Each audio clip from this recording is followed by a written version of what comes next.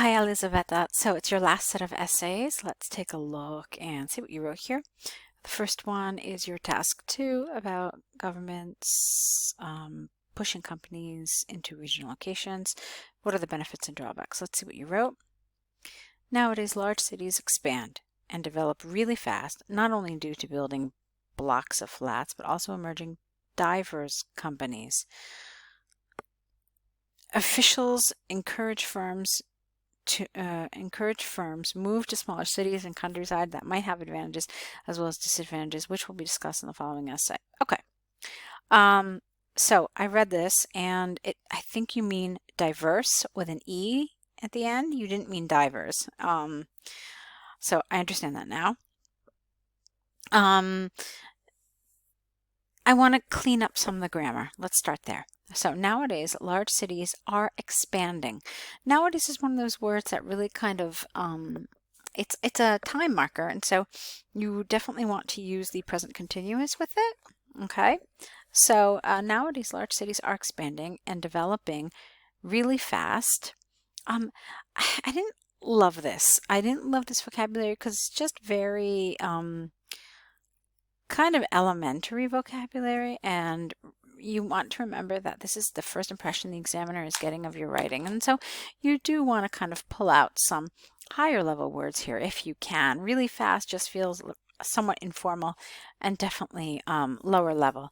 So why don't we say something else like nowadays large cities are expanding and developing rapidly, not only due to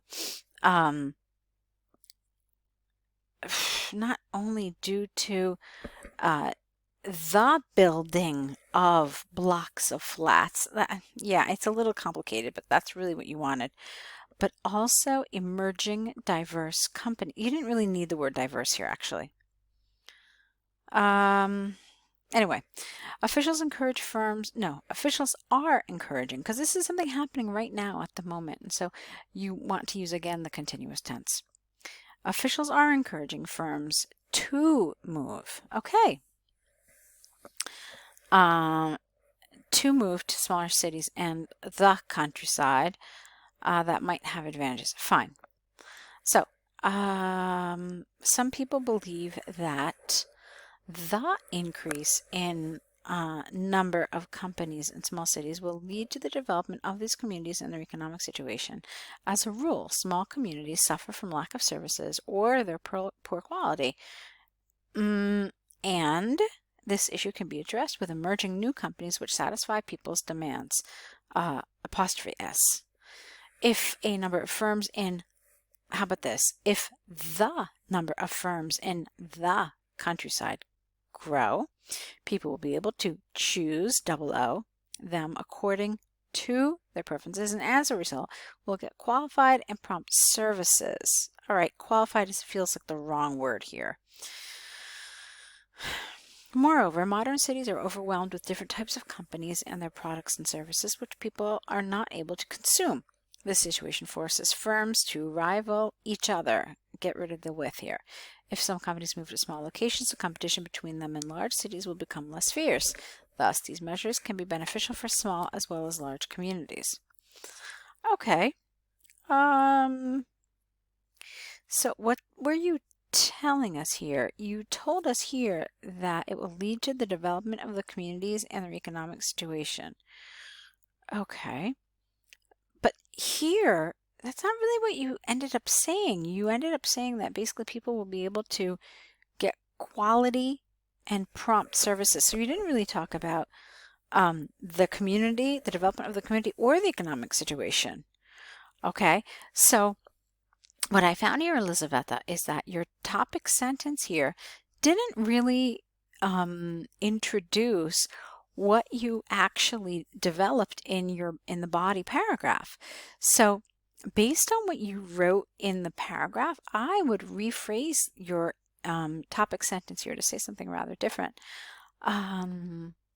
Let's see. Some people believe that the increase in number of companies in small cities will lead to better services in the country and reduced competition in the city. I mean, essentially, that's what you were saying. You didn't actually ever develop this stuff at all. Okay? So, that's what I would do with that. So there was an error with task, not with task, sorry. There was an error with coherence and cohesion here, where your ideas are not really totally linked together appropriately. All right, let's move on. However, some drawbacks of moving firms from large locations to small also should be mentioned. Some companies moving to other places will face plummeting profits caused by a range of problems. First of all, products and services should be sold, but the population in the countryside is small, and people cannot buy all the company's production. Consequently, as demand will not satisfy production, I don't know, what does that mean, suggestion? I don't understand that. Companies would be forced to restrict the production in order to supply, that's the word you want. As demand will not satisfy supply, companies would be forced to restrict the production in order to save money. Secondly, for companies' growth, cooperation with other manufacturers is also essential. While there is a faint possibility for interaction in small communities because in the countryside, there are one or two companies, IES, of one type at all. As a result, a company neither will grow nor increase its production. Okay, we'll come back to that. In conclusion, even though moving a company from large to small locations has both advantages and disadvantages, each decision should be made according to, careful here, grammar, the exact company and place where it might be moved. Okay, so your conclusion was good. Grammar was an issue here, Elizaveta. All right, you could see that I pretty consistently had to correct some of the things that I saw in your essay. So I want you to be aware of that grammar is still an issue for us. Let's see. There is a part of me that suspects that vocabulary was a problem here. What do I mean? I mean that that maybe you would have written something else here in this paragraph if you had had higher level of vocabulary. That's just a suspicion I have. You see, the thing that keeps coming up to me, I've read this paragraph now several times, and I feel like there's a certain amount of imprecision in what you're writing here. Like here, demand will not satisfy suggestion. They will be forced to restrict their production.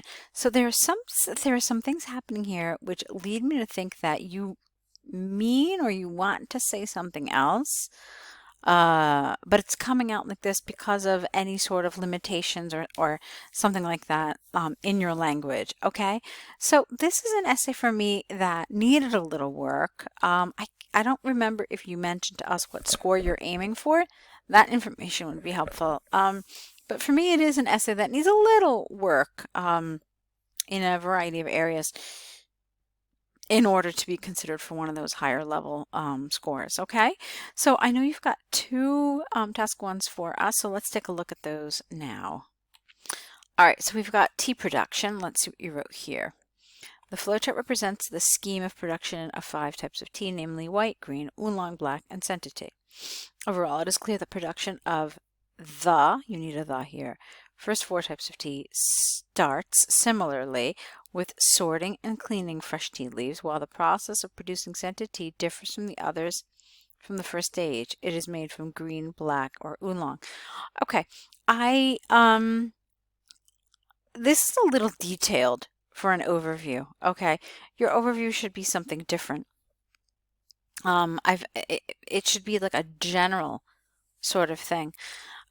So what we do in diagrams typically is we talk about, maybe the number of steps or just something more general. So for me, an appropriate overview for this particular task would be that it appears that white tea is has the shortest number of steps, whereas oolong has the most. Okay, so that would have been a good overview. You could have said that each of the 4 tea types has a different procedure of processing, but only 3 of them can be turned into scented tea. Okay, so something like that would have been an appropriate overview. You don't want to get into too many details like, oh, they all share this first same step. That's something that could have come in your detail paragraphs, but let's see what you wrote there. Okay, white tea has the simplest, I don't know what this is, watt of production? Maybe you mean way, but the simplest, how about this? White tea has the simplest production, which includes only 3 stages, sorting and cleaning, steaming and drying. By contrast, production of green, oolong, and black tea production is considered as more complicated and and also starts from sorting, cleaning, and withering, let's say. Okay. Here we go. The next processes are varied from type to type, but some stages repeat only in different order. For instance, green tea is pan-fried not on, in the 3rd stage, while oolong tea on the 5th. Also, it is worth mentioning the production of white, green, black, and oolong complete on the stage of drying. Okay, I think you've oversimplified this. And you've missed out some key information here. Okay, so let me tell you how I think this could or should be done. I really like that you said that they shared a lot of the same steps, but just in different order. But you really missed a lot. So you missed this whole thing about shaking, rolling. You missed this whole thing about fermentation. So this I don't think would get a good score. Okay, because you're missing some important information here. Now, do you have to mention every single thing? No, you don't, but you do have to mention some of the major points here. Okay, so let's talk about that a little bit. Here's how I would start my details. I would say that all 4 tea types begin processing with sorting and cleaning, okay? And they all share the same last step, which is drying, okay? Then I would say white tea is the only one to have 1 stage in between, which is steaming, okay? And that's it. Okay, then the other 3 tea types all share the next stage, which is withering. After this, there are some differences. Green tea must be pan-fried, steamed, or fried, after which it undergoes rolling and shaping or drying. Okay, and then you're done. As for oolong and black tea, both of these may also be rolled, okay, as their next step. However, oolong can also be shaken in a basket, while black tea may also be cut, okay? And then you can leave out some of those details. Both of these tea types also undergo fermentation. While for black tea it is a full fermentation, oolong undergoes only a short fermentation. Okay? Both receive some sort of a heat processing, with oolong undergoing pan frying, and black tea is fired in order to dry it.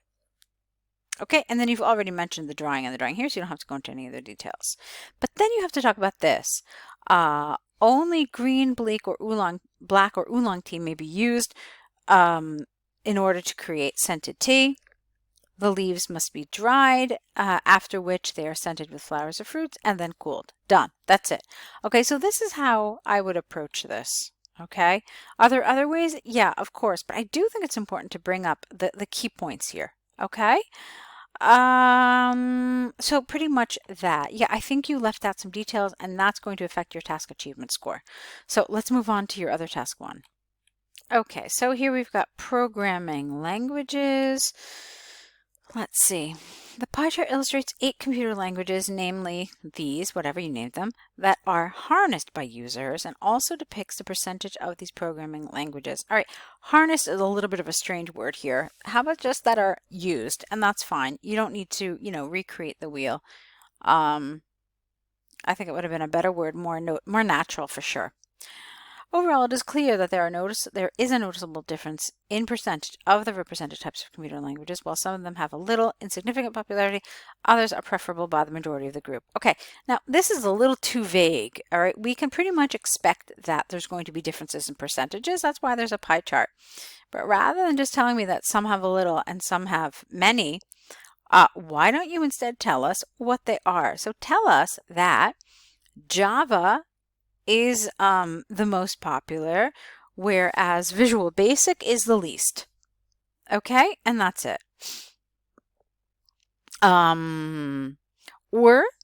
if you prefer, you could have said that Java and C++, I don't even know how to say that, but C++ make up the greatest portion of the languages. Okay, so one of those two options would have been a far more appropriate overview here.